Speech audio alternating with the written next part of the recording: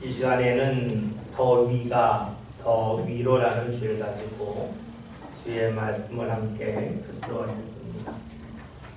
요즘 한낮의 기온이 30도 가까이 오르고 있습니다. 얼마 지나지 않아서 무더위가 크게 기승을 부릴 겁니다. 누구나 지금을 여름이라고 말을 합니다. 여름이면 사람들의 옷차림이 아주 가벼워집니다. 겨울과 봄에는 옷을 겹쳐 입었지만 여름이 되면 그 옷을 하나하나 벗어 던집니다. 그리고 최소한의 옷차림말을 합니다. 옷만 그런 것이 아니죠. 사람들이 즐겨하는 액세서리도 여름이 되면 크게 줄어듭니다. 잘 하지 않습니다. 그렇게 여름은 사람들이 무엇인가 벗는 계절이라고 말할 수가 있습니다. 벗는다라고 하는 말을 좀 수동적인 말로 바꿀 수가 있겠죠. 즉 벗는다는 말은 벗어난다라는 말로도 표현할 수가 있습니다. 그렇습니다. 여름은 무언가 벗는 계절도 되겠지만 무엇인가로부터 벗어나는 계절이라고 볼 수가 있습니다. 과거에는 사람들이 입는 옷을 보면 그 사람의 신분을 알 수가 있었습니다. 그 사람의 사회적인 지위를 알 수가 있었죠. 그 사람이 어떤 일을 하는지를 알 수가 있었고 그 사람의 삶의 환경을 충분히 짐작할 수가 있었습니다. 그런데 옷을 벗으면 어떻게 될까요?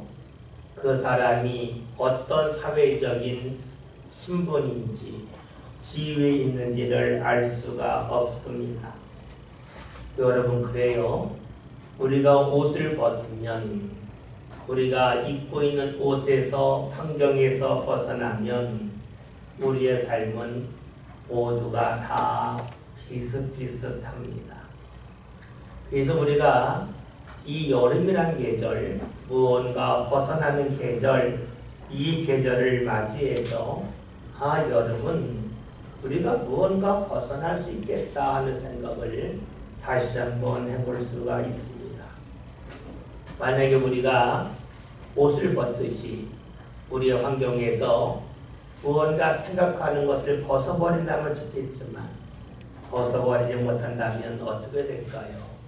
거기에 매달려 살 수밖에 없겠지요.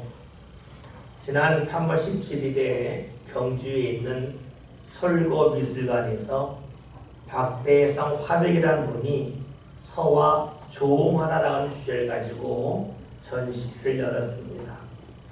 박대성 화백은 우리나라 최고의 동양화의 실력자입니다. 지난 2018년도에 남북 정상회담이 열렸을 때에 뒤에 그림이 걸렸습니다. 일출봉과 장백폭포라고 하는 그림이 걸렸는데 그 그림을 그린 화가가 바로 박대성 화백입니다. 이 박대성 화백이 통일신라 시대에 최고로 글씨를 잘 쓴 김생의 글씨를 모방해서 글씨를 썼습니다. 복 38cm에 길이 19.8m라고 하는 아주 장대한 글을 그는 썼습니다. 그런데 그 글을 관람하던 한 어린이가 그 위에 올라가서 걷다가 엎드리다가 미끄럼을 탔습니다. 그의 아버지는 그 어린 아이를 제지하지 않고 오히려 사진을 찍었습니다. 글씨를 쓴 종이가 조금 찢어졌고 글씨는 여기저기 번졌습니다. 나중에 왜 이렇게 됐는가 CCTV를 살펴보았더니 어린 아이가 올라갔음이 드러났습니다. 그 글씨의 시가는 1억 원 정도입니다. 그러니까 그의 부모가 그 화백에게 1억 원을 배상해야 합니다. 그런데 박대성 화백은 어린이가 그럴 수 있지 뭐 하면서 껄껄 웃고는 다 용서해 주었습니다. 1억 원에 매달리지 않았습니다. 그런 박대성 화백이 며칠 전 언론사와 인터뷰를 했습니다. 기자가 물었습니다. 그 당시 속상하지 않았는지를 물어보았습니다. 그때 그 답을 했습니다. 그 어린아이는 내 인생의 봉황과 같습니다. 라고 말했습니다. 그러면서 하는 이야기가 그 어린아이가 자기가 쓴 글씨에 올라타고 미끄럼틀 타는 것을 사람들이 유튜브를 통해 보았는데 약 219만이 보았다는 겁니다. 그 어린아이가 그 사건을 범하기 전에는 자신을 아는 일부 사람들만 알았는데 그 사건 이후로 수많은 사람들이 자신의 글씨에 대해서 자신의 그림에 대해서 알아보기 시작했다면서 고마웠다라고 했습니다. 박대성 화백은 왼손이 없습니다. 1945년생인 그는 1949년도에 빨치산이 내려와서 그의 아버지를 낫으로 죽였습니다. 그의 아버지는 경북 청도에서 한의사를 하였는데 이 빨치산들이 내려와서 반동지주라고 여겨서 죽인 겁니다. 그 당시 4살이었던 박대성 화백은 그 낫에 의하여 왼쪽 팔꿈치 아래가 잘려 나갔습니다. 그러니 그는 왼손이 없고 오른손으로만 그림을 그립니다.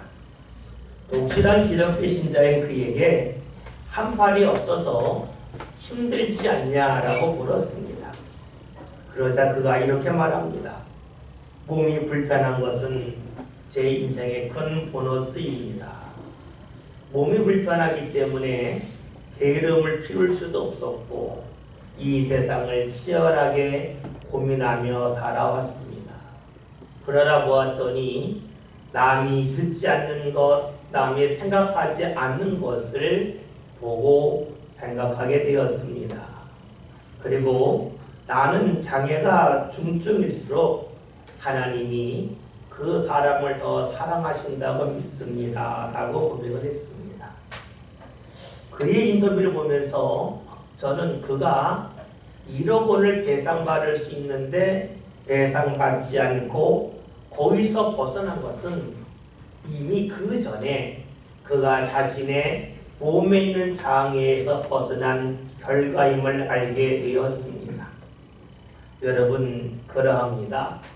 그는 돈 1억 원에서 벗어나기 전에 그의 삶의 어려운 처지에서 이미 벗어나 있었습니다.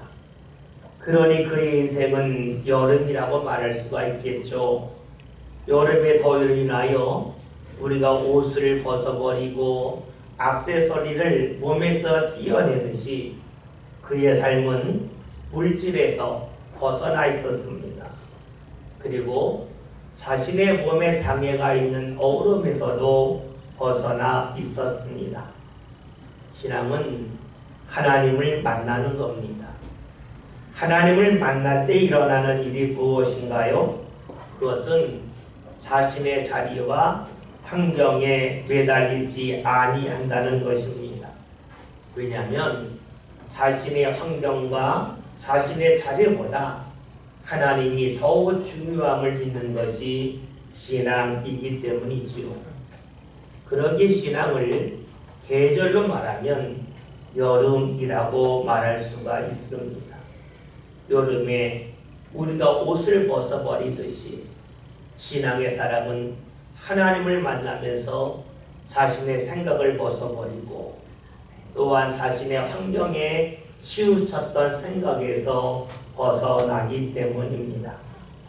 성경에는 수많은 사람들이 하나님을 만났음을 우리에게 알려줍니다. 하나님을 만난 사람들은 자신이 있는 자리와 환경에 매달리지 않고 거기서 벗어났습니다. 오늘 본문에 나오는 사람도 역시 그러합니다. 말씀 24절을 함께 다 같이 보겠습니다. 믿음으로 모세는 장성하여 바로의 공주의 아들과 시장한 그를 거절하고 아멘. 말씀을 보면 모세가 나옵니다. 사실 모세에 관한 말씀은 구약성경 출애굽기에 자세히 나와 있지요. 그런데 오늘 우리가 읽은 말씀은 신약성경 히브리서입니다. 히브리서에서는 모세의 삶을 아주 짤막하게 요약하여 우리에게 말씀해 줍니다. 우리가 잘 알고 있듯이 모세는 애굽에서 태어났습니다. 당시 이스라엘은 애굽에서 노예 생활하고 있었는데 바로가 볼 때에 이스라엘의 사람의 수가 너무나 늘어나니까 인구 조절을 할 필요가 있었습니다. 그래서 일정 기간 동안에 남자 아이들이 태어나면 그 아이를 다 죽이라고 말합니다. 인구 조절을 하기 위함이었죠. 그런데 모세가 태어났을 때에 그의 부모는 차마 그를 죽이지 못하고 함께 잠시 살다가 그 아이를 위하여 바구니를 만들고 바구니에 아이를 넣고 강물에 띄어보냈습니다. 그 강물에 띄어보낸 상자가 흘러가다가 그 강가에서 목욕하는 바로의 공주를 만나게 되죠. 그리고 바로의 공주가 그를 자신의 양자로 삼습니다. 그리고 젖먹일 수가 없으니까 유모를 찾았는데 그때 유모로 온 것이 모세를 낳은 친어머니였습니다. 그런 모세가 어른이 되었을 때, 장성했을 때에 어떤 일이 있었는가? 오늘 말씀 다시 한번 볼까요? 24절에는 말씀 봅니다. 다 같이 보겠습니다. 믿음으로 모세는 장성하여 바로의 공주의 아들과 칭함받기를 거절하고. 아멘. 말씀을 보면 모세가 장성한 후에 바로의 공주의 아들이라 칭함받기를 거절했다는 말씀이 나옵니다. 그렇다면 모세가 장성하기 전에는 어땠겠다는 겁니까? 모세가 장성하기 전에는 바로의 공주의 아들로 사는 것을 좋아했다는 것입니다. 생각해 보세요. 공주의 아들이니 혜택이 많았겠죠. 먹고 싶은 거 마음껏 먹었을 거고 입고 싶은 옷 마음껏 입었을 겁니다. 하고 싶은 일이 있으면 얼마든지 할 수 있는 기회가 주어졌습니다. 그의 삶은 즐겁고 재밌었습니다. 그리고 그는 언제든지 자신이 원하는 것을 할 수 있었으니 걱정도 없었겠지요. 그러니 그가 자신에게 젖을 먹인 친어머니가 너는 애굽 사람이 아니라 이스라엘 사람이라 하는 말을 해석했고 교육해왔지만 그는 그 말을 따르고 싶지가 않습니다. 왜냐하면 자신이 누리고 있는 좋은 자리에서 그는 벗어나기를 원치 않았기 때문이죠. 그런데 말씀을 보면 그가 장성한 후에 그는 바로의 공주의 아들의 칭함을 거절했다라고 말합니다. 왜 그랬을까요? 그가 살면서 누렸던 것들이 실증이 나서 그러한 결정을 내리게 했습니까? 물론 그렇게 생각할 수도 있죠. 사람들은 실증이 나면 다른 곳에 눈이 가기 때문입니다. 실증이라는 말을 우리가 좀 더 쉬운 말로 말한다면 지침이라고 말할 수가 있죠. 우린 지치면 새로운 곳을 찾습니다. 사람들이 삶에 지치면 여행을 가기도 하고 영화 보러 가기도 하고 또 때로는 쇼핑을 할 수도 있고 외식을 하기도 하고 지인들을 만나서 많은 시간 동안 이야기하기도 합니다. 그래요. 실증이 나고 지치면 새로운 곳을 찾습니다. 여러분 모세도 역시 실증이 나서 바로의 공주의 아들이라 칭함받기를 거절했겠습니까? 여러분 그런데 그것은 이해하기가 어렵죠. 왜냐하면 최고로 누릴 수 있는 자리에서 실증이 난다고 해서 그 자리를 포기하고 고통의 자리로 내려가는 사람은 없기 때문입니다. 그러면 왜 모세가 장성한 후에 그런 일을 했겠습니까? 장성했다고 하는 것은 어른이 되었다는 것이지요. 그러면 성경에서 오늘 모세가 장성했다, 어른이 되었다는 것이 그가 나이가 들었다, 혹은 육체적으로 키가 커서 어른이 되었다는 뜻만이겠습니까?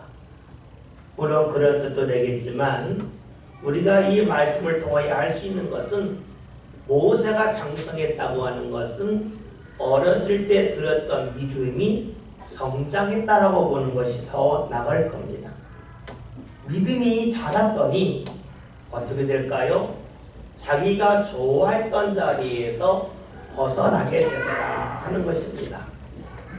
무더운 여름이 되면 아무리 좋은 옷이라 할지라도 그 옷이 귀찮아요. 무더운 여름이 되면 아무리 값비싼 보석이라도 잠시 동안 몸에 우리가 지니고 다닐 수가 있겠지만 장시간 지니라고 하면 다 싫어합니다. 여러분, 그래요.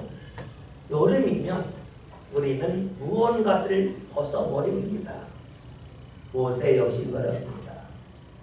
믿음이 성장했더니, 믿음이 장성한 사람이 되고 났더니 자신이 사람들이 볼 때 부러워할 만한 보석과 같은 바로의 공주의 아들이라 칭함받는 그 자체가 귀찮아집니다. 거기서 벗어 날아오렵니다. 믿음이 자라면 이런 일이 생깁니다. 믿음이 자랐다고 하는 것이 무엇입니까? 그것은 하나님에 대한 믿음이 커졌다는 겁니다. 하나님을 보다 중요하게 본다는 것입니다. 믿음이 적을 때에는 하나님이 작게 보입니다.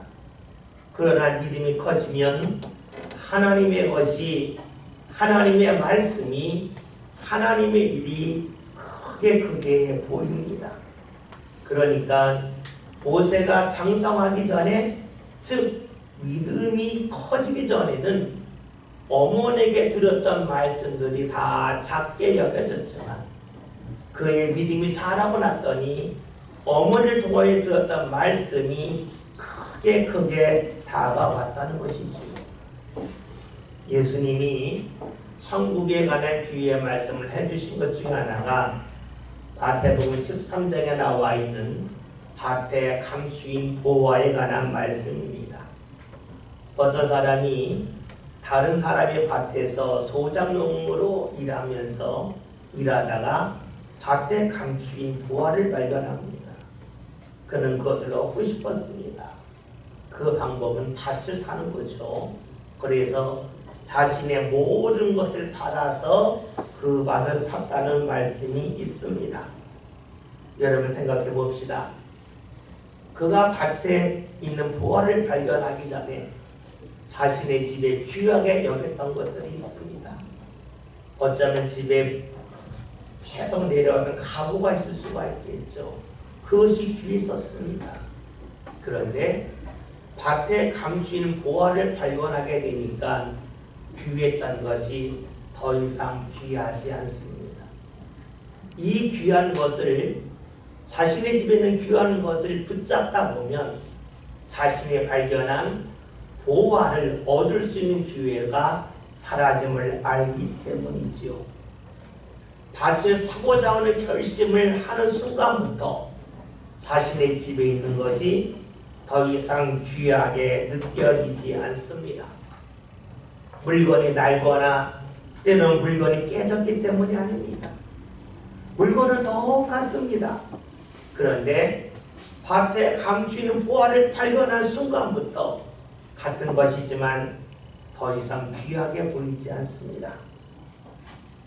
물건만 그럴까요? 사건도 그렇고 또한 어떤 일에 대한 가치도 역시 그러합니다.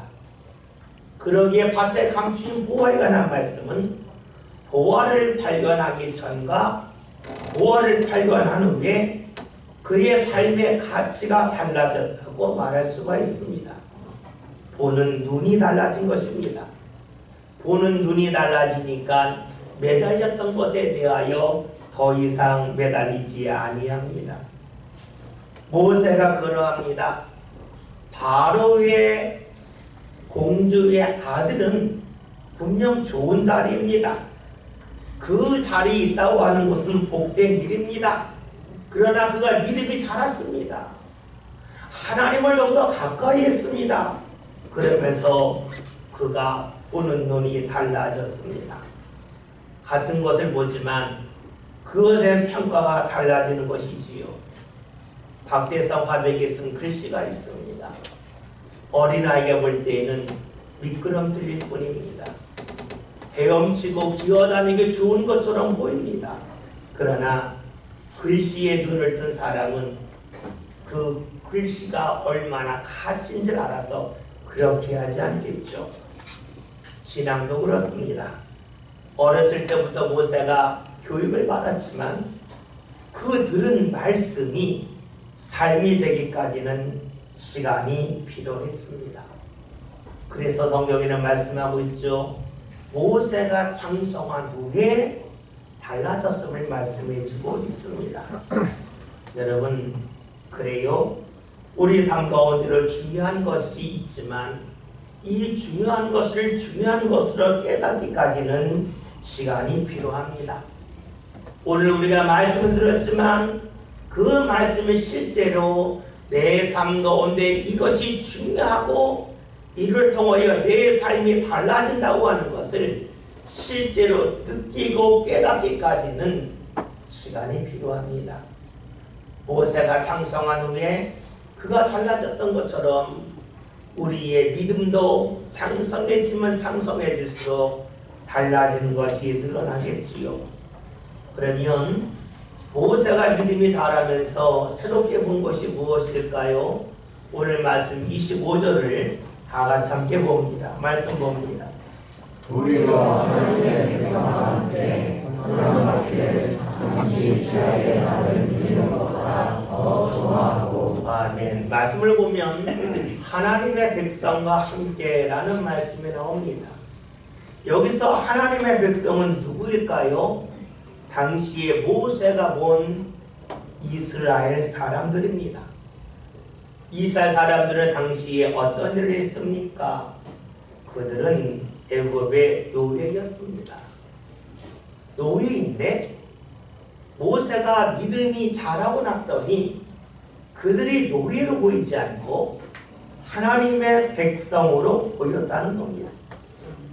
하나님의 백성은 무엇일까요? 하나님이 함께하는 이들을 말합니다. 여러분, 그들의 삶은 어떠했습니까? 오늘 말씀 나와 있는 것처럼 그들의 삶은 고난의 연속이었습니다. 중노동에 시달렸습니다. 삶이 늘 지쳐 있었습니다. 그가 믿음이 자라기 전에는 노예 생활하는 이스라엘 사람들이 그저 불쌍하고 그리고 저렇게 살면 안 되는데 하는 안타까움의 대상이었습니다. 그들의 외적인 모습만을 보았기 때문이죠. 그런데 믿음이 자라더니 어떻게 됩니까? 그들과 함께하는 하나님을 보기 시작합니다. 그들을 이끌어주시는 하나님의 역사를 봅니다. 그래요. 우리가 믿음이 장성한다고 하는 것은 우리 삶 가운데 함께 하시는 하나님이 보이는 것을 말합니다. 우리가 교회 다니면서 하나님이 보인다라는 말을 들으면 저 말이 무슨 말일까 하는 생각이 듭니다. 하나님의 모습을 본 적이 없기 때문이죠. 성경적으로 보면 하나님은 영이십니다. 영의 특징은 볼 수 없다는 데 있습니다. 그러면 하나님을 볼 수 없는데 왜 교회에서는 하나님을 본다라는 말씀을 할까요? 하나님이 보인다고 하는 것은 하나님의 뜻을 아는 것이고 하나님의 은혜가 느껴지는 것을 말합니다. 요즘에 방영하고 있는 한 드라마에서 이런 대사가 나옵니다. 어떤 아버지가 늘 자녀를 위해서 요리를 해줬습니다. 요리를 무척이나 잘했습니다. 그런데 어느 날 아버지가 사라졌습니다. 그래서 누나가 미역국을 끓였는데 너무 맛없게 끓였습니다. 근데 그 다음날 그 아들이 미역국을 먹습니다. 미역국을 먹으면서 그럽니다. 이거 아빠가 끓인 거다. 아빠가 집에 다녀갔다라고 말합니다. 사실 그날 밤에 아버지가 아들의 생일이라고 미역국을 끓여놓고 간 것이었습니다. 여러분 보세요. 아들은 아버지를 직접 보지 못했습니다. 그런데 자신이 먹는 미역국을 통해서 이거는 아빠가 만든 거다. 아빠가 다녀갔다 라고 확신 있게 말을 합니다. 보았기 때문이 아닙니다. 아버지가 끓인 미역국을 먹었기 때문입니다. 그 맛을 알기 때문입니다. 여러분, 우리가 하나님을 보아서 하는 것이 아닙니다. 우리가 하나님을 보았다고 하는 것은 하나님이 함께 하심을 느꼈다는 것입니다. 하나님이 그 자리에서 기뻐하신다고 하는 것을 자신이 느낀 것을 가지고 우리는 하나님을 보았다라고 말을 합니다. 여러분, 모세는 이스라엘이 어려움당하는 것을 보고 있습니다.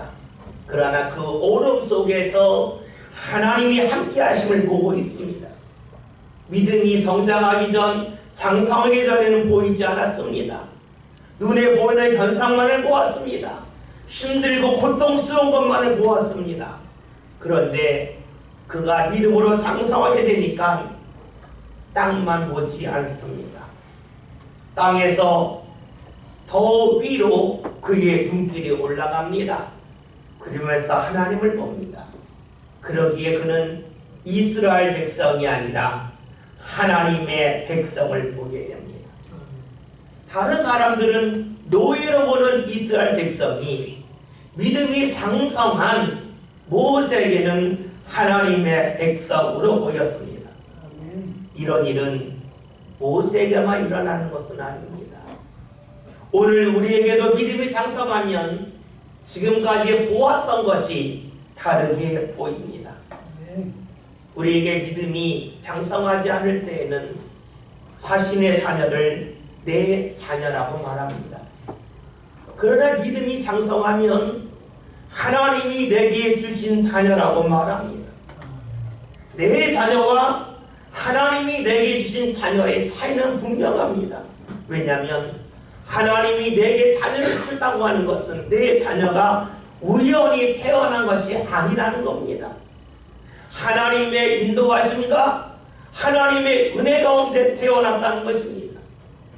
하나님이 목적을 갖고 나에게 자녀를 허락하셨기 때문에 하나님이 내 자녀에게 주실 은혜가 있음을 믿습니다. 그리고 하나님이 그렇게 자녀를 주셨기에 하나님이 내 자녀를 책임지실 것을 믿습니다. 그리고 이를 소망하며 살아갑니다. 여러분, 내 자녀라고 생각하는 것과 하나님이 내게 주신 자녀라고 여기는 것은 내 삶의 무게가 달라집니다.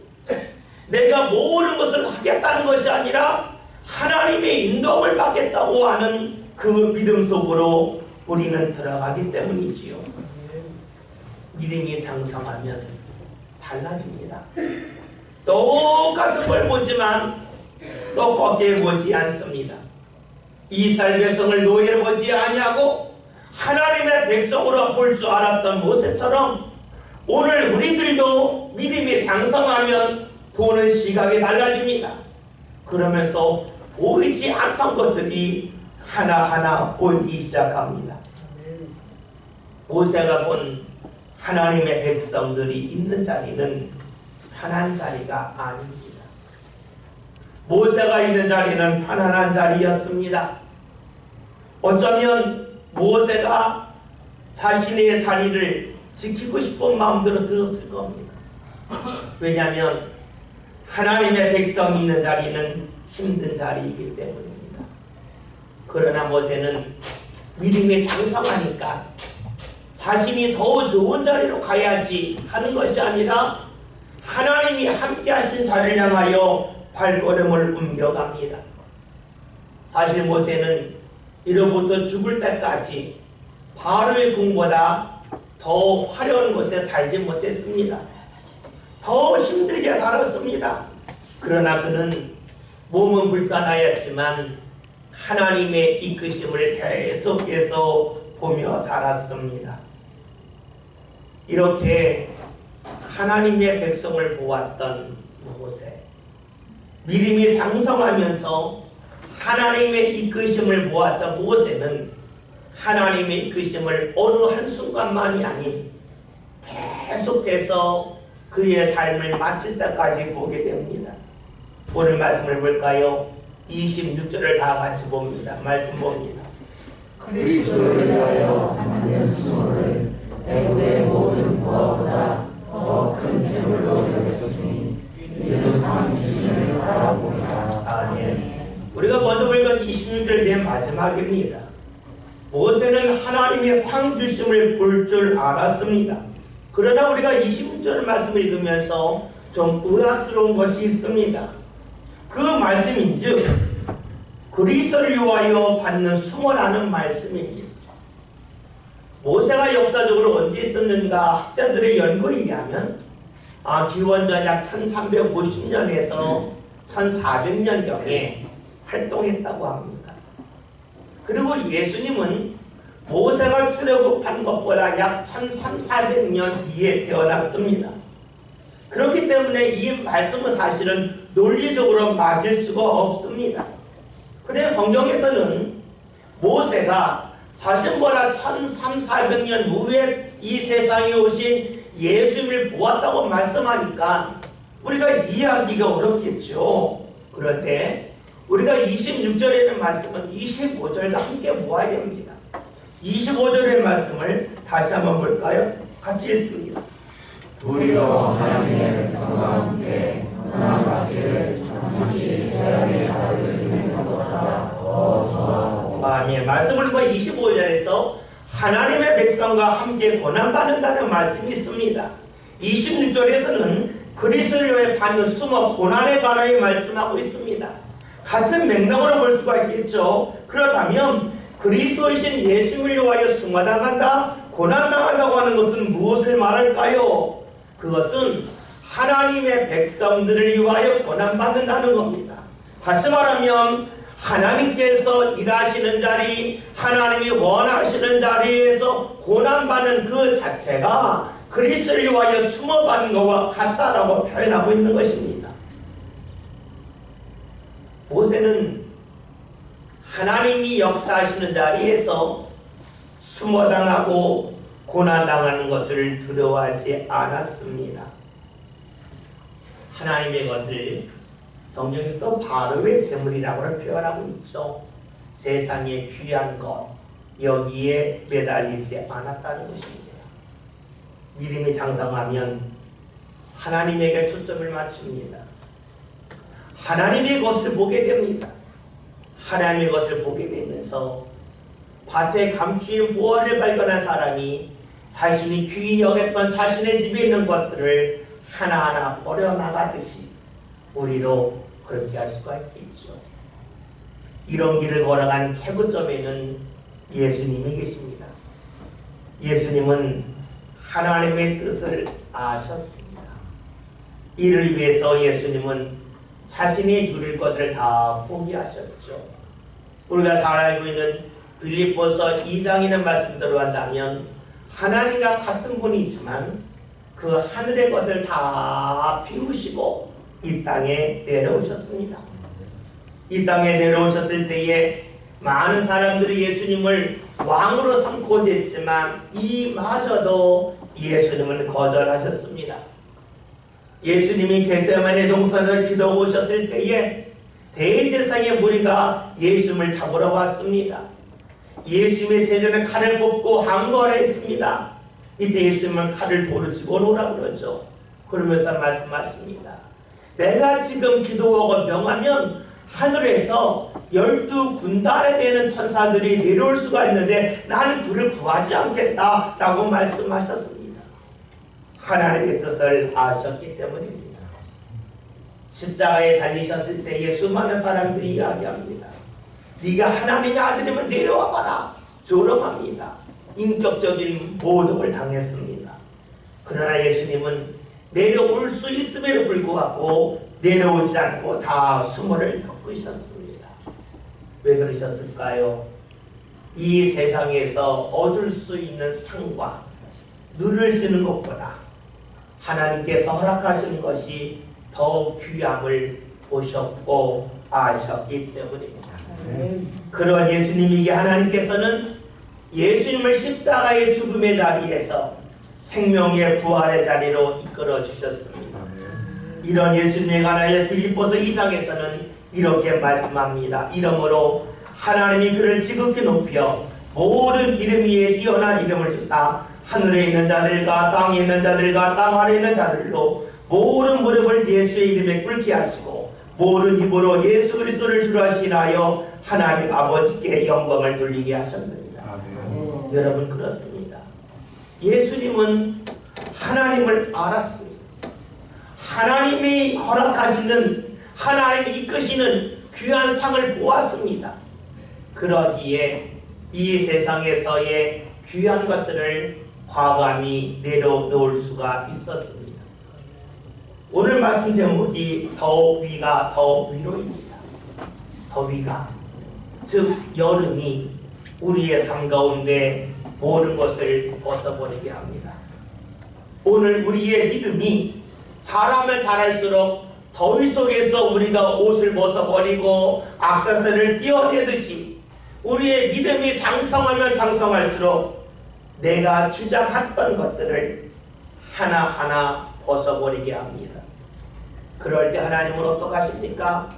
예수님을 더 높게 영광받아서 이끌어 주셨듯이 우리의 삶을 더 위로 이끌어 주십니다. 하나님 허락하시는 은혜를 더 받을 수 있도록 하나님의 기쁨을 더 누릴 수 있도록 우리의 삶을 더 위로 이끌어 주십니다. 오늘 저와 여러분의 삶 가운데서 하나님이 우리의 삶을 더 위로 이끄시는 귀한 역사가 나타났으면 좋겠습니다. 여름을 맞이하여 우리들이 옷을 벗어버립니다. 이렇게 옷을 벗어버리면서 우리의 삶을 뒤돌아봅시다. 내가 하나님 앞에서 무엇을 벗어버려야 될까? 내가 하나님 앞에서 무언가 벗어버리기 위하여 믿음이 장성한 사람이 되기 위하여 내가 무엇을 해야 될까? 다시 한번 삶을 뒤돌아봅시다. 그러다면 주님께서는 오늘 우리의 삶을 더 위로 이끌어 주실 것입니다. 우리의 삶 가운데 기쁨이 우리의 삶 가운데 은혜가 더 위로 올라가는 역사의 자리에 저와 여러분을 서게 하실 것입니다.